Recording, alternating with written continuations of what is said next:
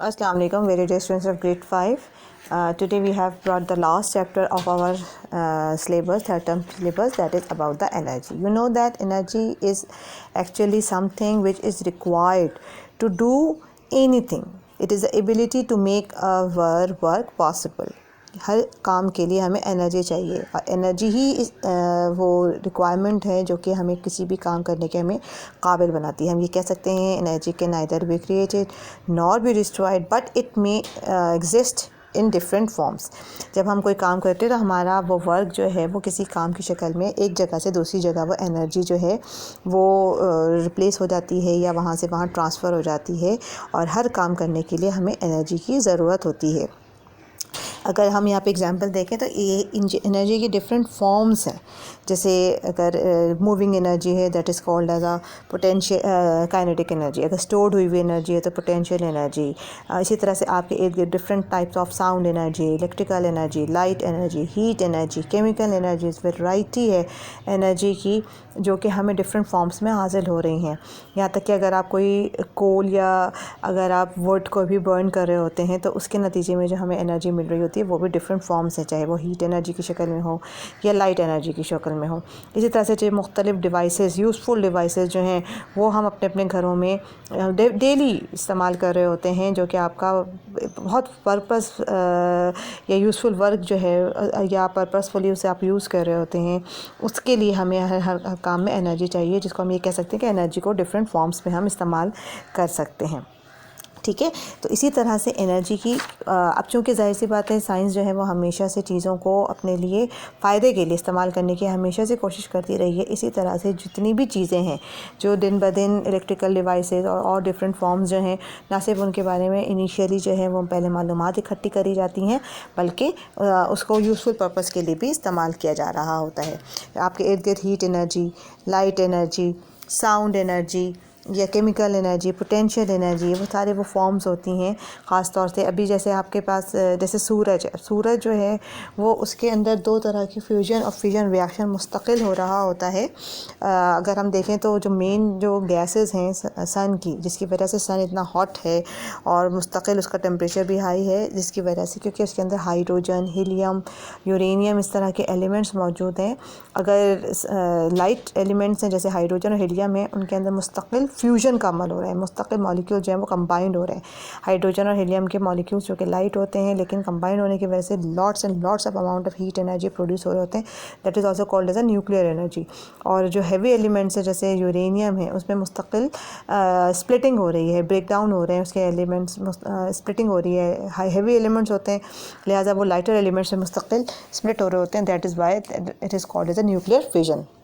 इसी तरह से अगर हम इलेक्ट्रिकल डिवाइसेस के हवाले से देखें तो डेली हमारे पास iron, TV, mobile, computer, laptop, हमारा माइक्रोवेव ओवन और फ्रिज, एसीज़, ये सारे वो इलेक्ट्रिकल अप्लाइंसेस होते हैं जिनको मुस्तकिल किसी एक फॉर्म से दूसरे फॉर्म में हम इस्तेमाल कर रहे होते हैं और उनकी एडवांटेजेस जो है वो हमारे लिए डेली कोई ना कोई पर्पसफुल मीनिंग्स हमारे लिए क्रिएट कर रहे होते हैं.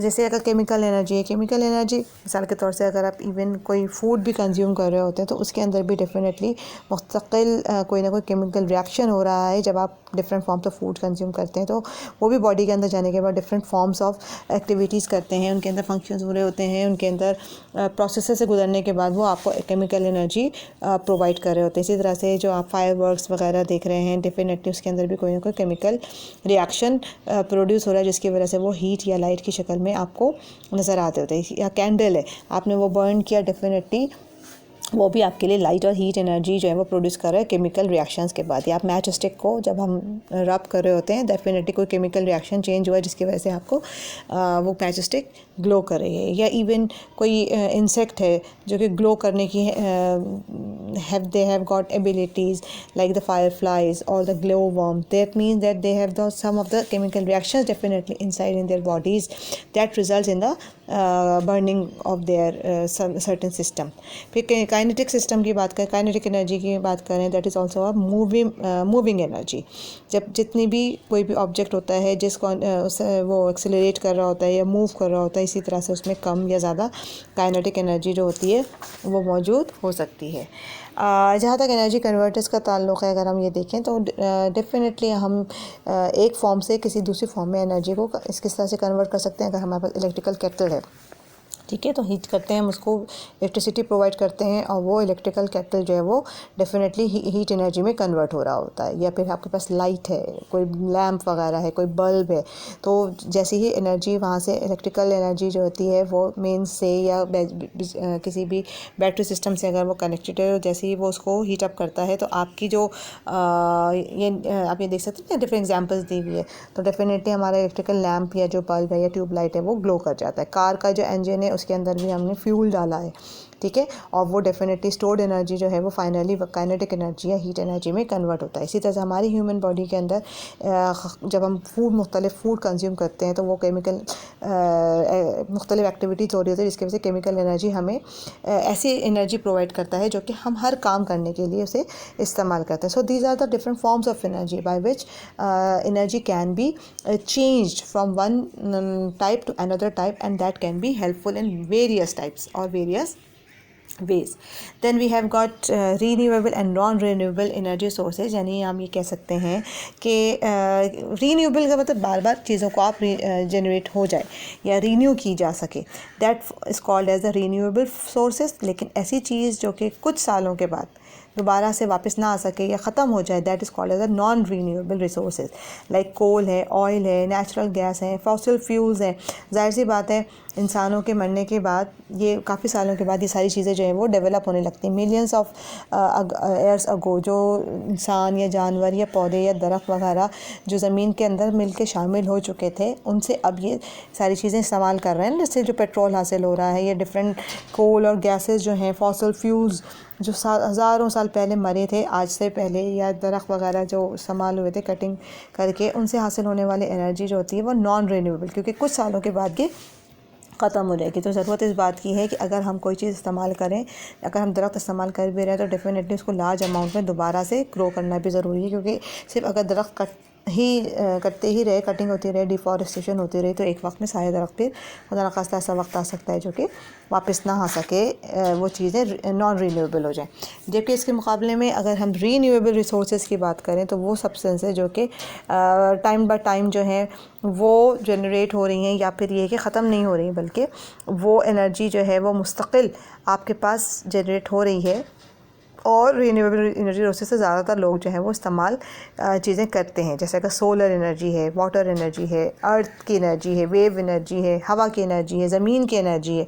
ये वो एनर्जीज़ हैं या रिसोर्सेज हैं जो कि इंशाल्लाह क़यामत तक रहेंगे, जिसको हम इसी वजह से उनका नाम होता है renew.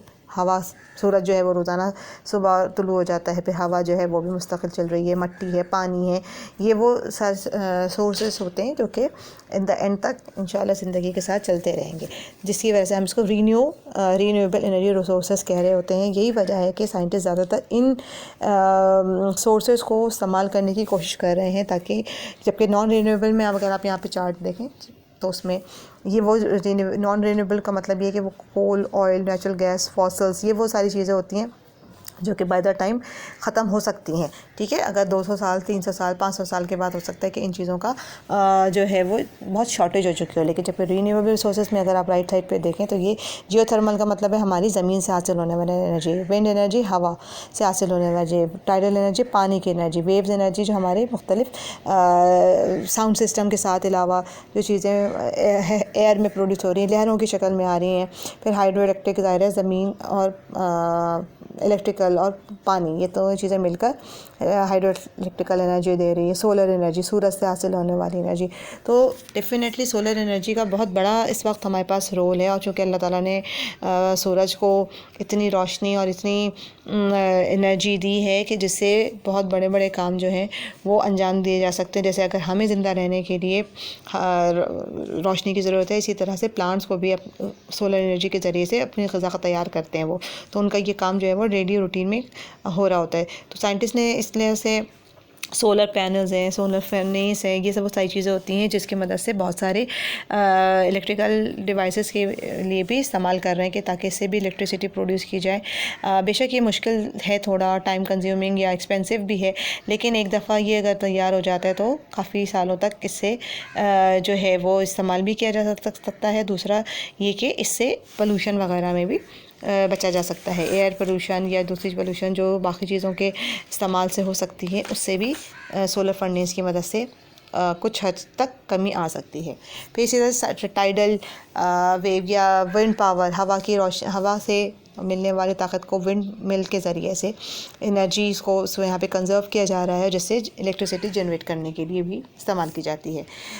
Wind tidal and wind power यानी ये भी पानी से हासिल होने वाली वो एनर्जी है जिसको फाइनली ओशंस और सीज़ में इस्तेमाल किया जाए, ताकि पानी जो है ये भी एक बहुत एनर्जी सेफ़ है या एनर्जी या क्लीन सोर्स है, जिससे एनर्जी जो है इस एनर्जी को इलेक्ट्रिसिटी प्रोड्यूस करने के लिए इस्तेमाल किया जाता है, ताकि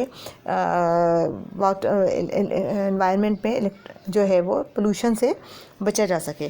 तो these were the few of the sources जिससे इंसानी ज़िंदगी जो है वो आसान बनाई जा रही है, या फिर ये कह लें कि कम रिसोर्सेज में ज़्यादा से ज़्यादा जो है अपने बेनिफिट्स के लिए चीज़ें जो है वो अवेल करने की कोशिश की जा रही है। लेकिन अब ये ज़ाहिर है इंसान का भी काम है कि जितनी भी एनर्जी रिसोर्सेज हासिल किए जाएं उनको वेस्ट होने से बचाया जाए। जितनी भी एनर्जी हमारी हासिल हो रही है, ये ना हो कि उसे हम शॉर्ट टर्म के लिए इस्तेमाल करें और ज़्यादा से ज़्यादा एनर्जी जो है वो खुदा न खास्ता वेस्ट हो जाए। तो चीज़ें ऐसी बनाई जाएँ जो कि बाय द टाइम जो है वो यूटिलाइज़ भी की जा सके। तो ना सिर्फ ये कि जो लोग रिफ़ॉर्म कर रहे हैं उनके ऊपर ज़िम्मेदारी है, बल्कि जो लोग इसको इस्तेमाल कर रहे हैं उनके लिए भी ज़रूरी है कि चीज़ों को पॉजिटिव वे में इस्तेमाल करें, चीज़ों को वेस्ट होने और उनका नुकसान से बचने की कोशिश करें। ठीक है, so this is all about the chapter energy. I think ये भी बहुत छोटा सा सिंपल सा फिज़िक्स टॉपिक के पोर्शन से रिलेटेड था, but if still you find it difficult you may ask. Okay students, take care of yourself. अल्लाह हाफ़िज़।